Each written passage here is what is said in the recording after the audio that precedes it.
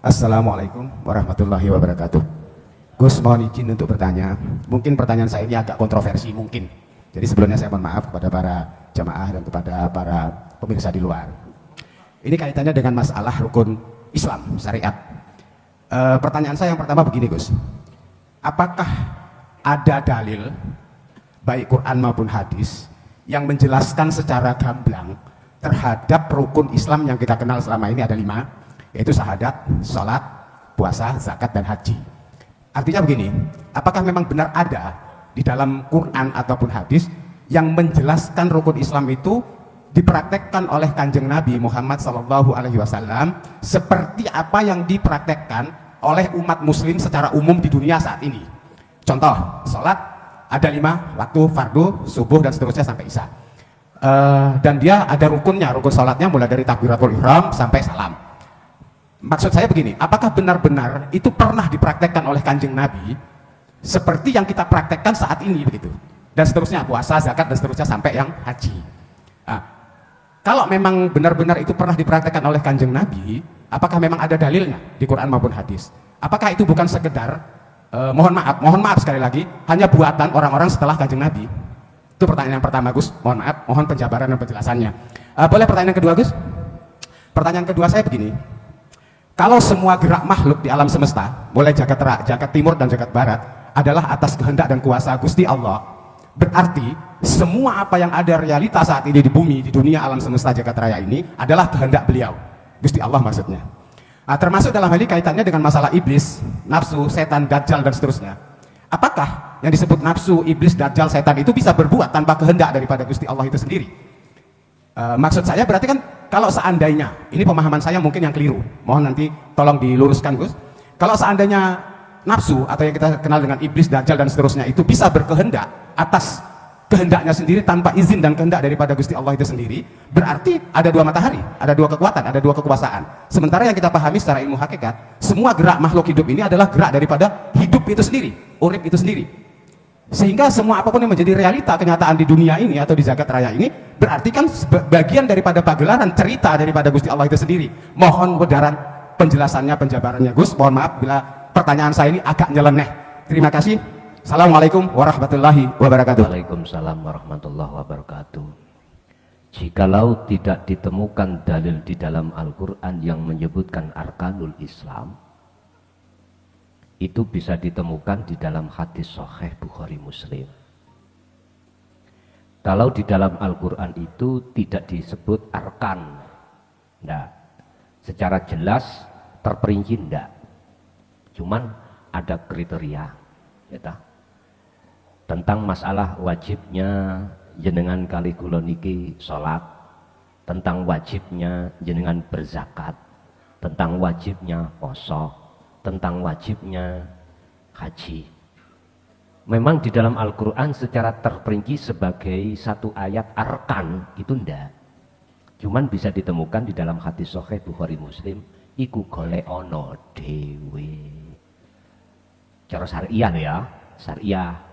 Nek cara hakikiyah, apakah arkan-arkan itu yang dimaksud? Bukan. Bukan. Sehingga kita harus memahami apa sih arti daripada syahadat, arti daripada sholat, arti daripada zakat, poso, haji, apa? Ini akan terbongkar ketika saat kita masuk di dalam hukum hakikat, baru terbongkar di situ. Bapak Ibu hadirin rahimakumullah, dalam satu cerita hadis yang seingat saya itu, Rasulullah ditanya oleh malaikat Jibril ketika saat beliau itu tausiah ya ngeten iki dengan para sahabat.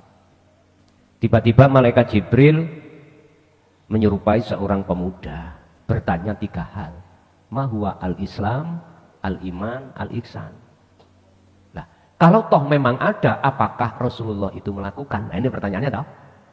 Tadi masalah dalil ada. Kalau toh ada itu hadis, apakah Rasulullah itu dulu melakukan? Jangan-jangan itu bikinan orang setelah Kanjeng Nabi. Itu pertanyaan kedua. Sallu kama ra'aitumuni usolli. Mungkin bisa dikaitkan surat surat Al-Ahzab ya, ayat 21 tentang teladan. Tentang teladan. Teladan yang dimaksud di situ adalah liman kana yarjullah. Hati harus ada keinginan untuk bertemu Allah. Padahal mayoritas kita manusia tidak mau bertemu Allah, maunya bertemu kesenangan kehidupan dunia. Nah, ini merupakan satu bukti bahwasanya ketika saat zaman beliau Rasulullah itu melakukan uzlah, melakukan kholwat, melakukan zikir yang dalam rangka mendekat dan bertemu Allah. Wal yaumal akhirata wa dzakarallaha katsiran. Nah di sini. Jadi apakah ini juga dilaksanakan oleh Rasulullah? Kalau melihat dari sisi kacamata hakikat ini enggak syariat. Kalau syariat sudah jelas itu tadi termasuk 3 hal. Al-iman, al-ihsan, al-iman, al-ihsan. Cuman secara hakikat itu untuk memastikan iya dan tidaknya, sebab kita selama ini pelaku zaman saiki kebanyakan cari ini. Gitu. Cari apa? Quran. Cari apa? Cari hadis. Ijma' qiyas. Cari siapa? Ulama-ulama. Iku lah cari ini. Cari iku badi-badi bek. Ya iku bebek sak teleke. Beke lah ngono, bebek sak teleke. Ojo tersinggung. Terus bagaimana cara kita untuk mengetahui bahwasannya baginda Rasul itu melakukan atau tidak? Ya teman-teman Rasulullah.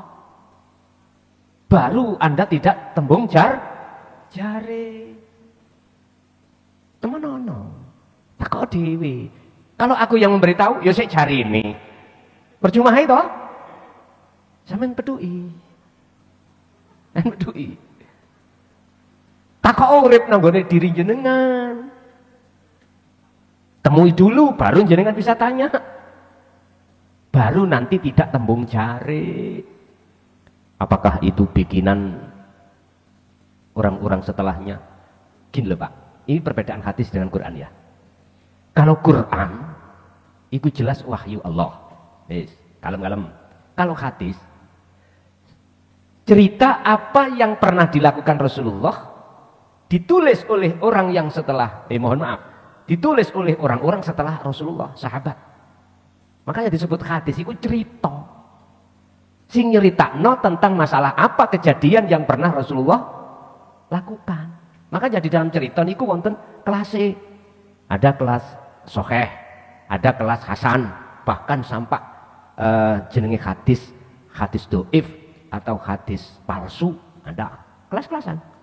Ini semuanya tergantung rawi. Rawi ku sang cerita. Sapa rawine? Lho ngoten to, cerita-cerita. Lah, kalau kita berbicara tentang masalah seputar syariat, gegeran terus. Gak ono maneh. Padahal semuanya ya tembung jare. Ben gak tembung jare, masuklah kau ke dunia hakikat. Sebab dengan begitu panjenengan akan bisa tahu dengan sebenarnya. Tanya pada hidup dalam diri sampean piyambak. Pun, itu yang pertama. Kedua, tentang masalah apa yang terjadi di dunia ini. Baik sumbernya dari katanya iblis, katanya malaikat, itu sebetulnya dari mana? Apakah iblis, malaikat itu bisa berkehendak tanpa izin Allah? Nyuwun sewu. Kalau saya jawab dari kacamata syariah, kita nggak akan pernah merasa kalau kita itu termasuk golongan orang pemuja nafsu. Iya. Kita nggak akan terasa dengan bentuk kita itu mengatakan nafsu atau iblis itu punya kehendak, itu sebagai bentuk bukti kita memuja. Nggak terasa. Nggak terasa, Pak. Lihatlah dari kacamata hakikat. Di situ mengatakan semua tidak ada dan tidak punya kehendak apapun. Nggak punya. Nggak punya. Karena di dalam hakikat itu mengarahkan hati untuk mengesahkan Allah, meniadakan perkara selainnya. Sebab jikalau kita masih tetap mengatakan itu kehendak nafsu atau malaikat, iblis atau malaikat, sama halnya kita telah menuduh ada penguasa ganda. Lu syariat itu yang dalil lah. Bila mana perkara baik datangnya dari Allah, jikalau itu jelek dari dirimu sendiri. Nah, dirimu itu maksudnya nafsu. Berarti kan ada penguasa ganda. Kalau kita masih berdiam diri di sini, maka nafsukah, Anda tidak akan kenal siapa nafsukah itu. Padahal di situ ya Allah. Makanya kelasnya beda-beda, kacamatanya juga beda-beda. Tidak sah bagi kita mengatakan itu semua Allah, manakala kita masih ada di hukum syariat. Satu contoh, barang Allah. Kok aku usaha ikhtiar gak mungkin. Buktinya menang wae. Lah aku gak nyekel duit. Menang wae. Iki berarti gak paham, Mbak. Sopo, siapa di belakang dirimu ketika saat kau ikhtiar usaha? Sopo? Lah ini yang tidak kita sadari. Akhirnya kita ngaku-ngaku kita, akhirnya muncullah bahasa selain Allah itu. Kalau kita tidak berdiam diri di sini, naik satu langkah di tingkatan hakikat, baru sadar. Oh iya, nggak ada penguasa ganda itu. Berarti gerak di dalam malaikat atau iblis, iku sejatinya ya gerak iku sih. Iki sah bagi mereka yang sudah ditajali baru. Dan ini hukum ini tidak akan berlaku bagi kita yang masih ada di syariat. Artinya tidak berlaku, kita masih bersikukuh mengatakan selain Allah itu ada. Selain Allah itu bisa berkehendak. Selain Allah itu bisa menciptakan sesuatu, mendatangkan manfaat, mencegah mudarat. Sampai kapan hal ini terjadi dalam hati kita? Jadi jawaban saya, Pak, itu dua kacamata. Nek kacamata sarengat, ya nafsu, ya malaikat. Nek kacamata hakikat, wis nggak ada nama nafsu, nggak ada nama malaikat. Mekaten. Nggih. Masih wonten?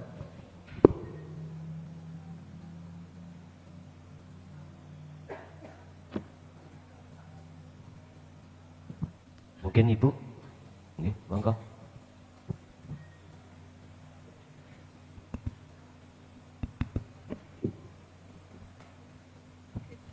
Assalamualaikum warahmatullahi wabarakatuh.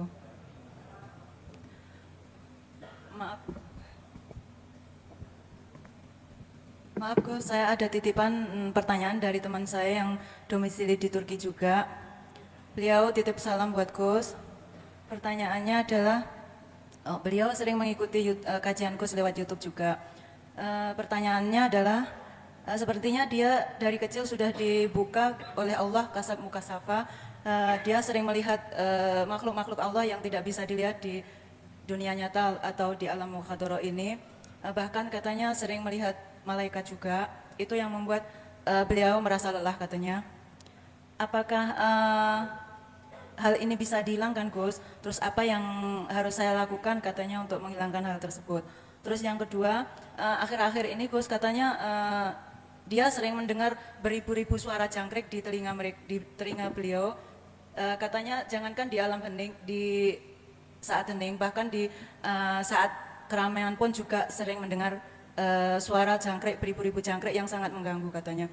Mohon penjelasannya, itu semua penyebabnya apa dan bagaimana cara mengatasinya. Atas penjelasan Gus diucapkan banyak terima kasih. Akhirnya, Assalamualaikum warahmatullahi wabarakatuh. Waalaikumsalam warahmatullahi wabarakatuh. Ketahuilah bahwasannya bagi hamba Allah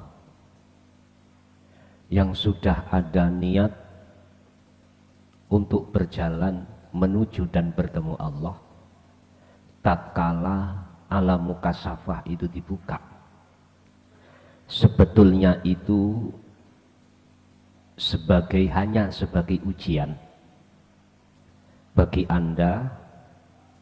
Apakah lanjut perjalananmu menuju dan bertemu Allah, apakah berhenti? Tatkala si A itu dibuka, maka tidak akan pernah si A itu bisa keluar dari atau menolak dari hal itu. tatkala si B itu tidak dibuka, berupaya bagaimanapun juga kau tidak akan pernah bisa melihat di dalam alam itu. Janganlah kau anggap itu sebagai gangguan atau rintangan. Anggaplah semuanya itu sebagai ujian. Anda tidak akan terhalang oleh yang dikatakan ujian tadi manakala Anda tahu bagaimana caranya. Jangan pernah ada keniatan untuk menghilangkan hal itu. Cukup sudah Anda bagaimana Anda mengatasi untuk tidak menjadi penghalang. Apa yang harus Anda lakukan? Sebab datangnya hal itu hanya Tuhanmu yang mendatangkan.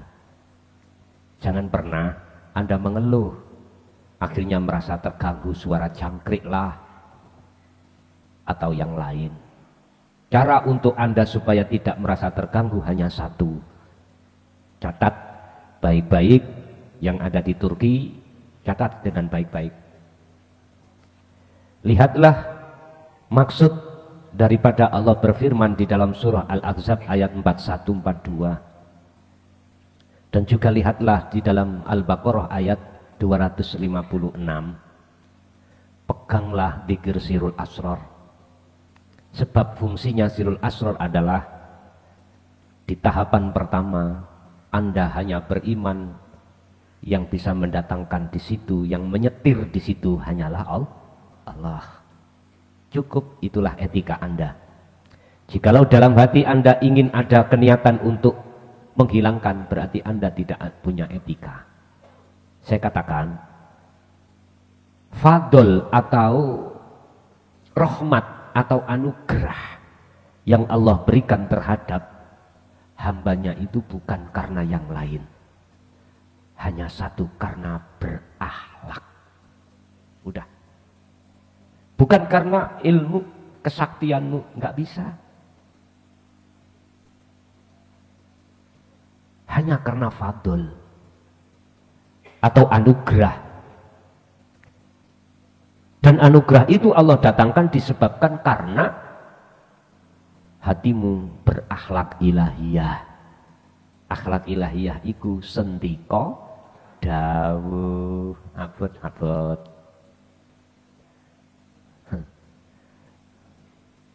Bahasa sederhana nih. Jikalau Allah memberikan kamu hari ini makan nasi uduk, sambal terong, ikan garuda, jangan pernah kau menoleh ikan bandeng. Jangan. Ini etika. Karena kita punya prinsip. Yang namanya rizki, yang namanya pemberian Allah, kalau itu bagian kita, tidak akan pernah lari.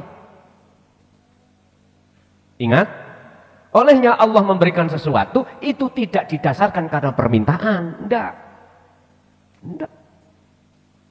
Inilah Pak, etika Pak. Berat memang kalau kita itu ngikuti etika.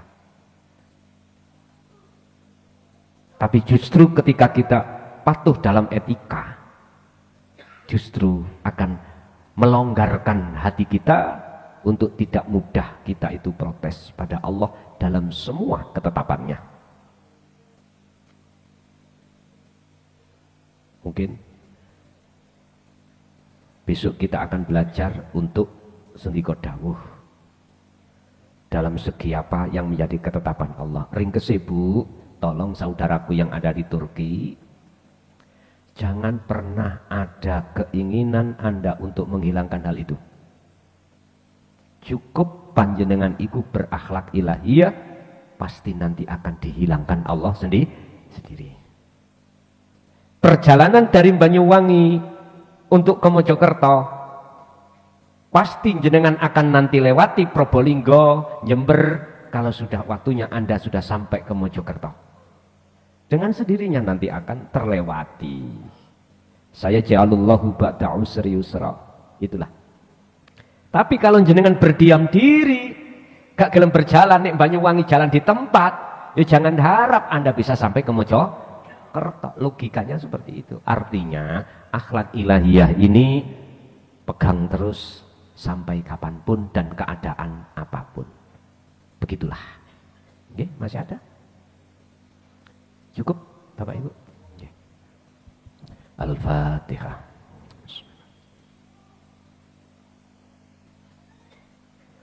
Akhirul kalam. Assalamualaikum warahmatullahi wabarakatuh.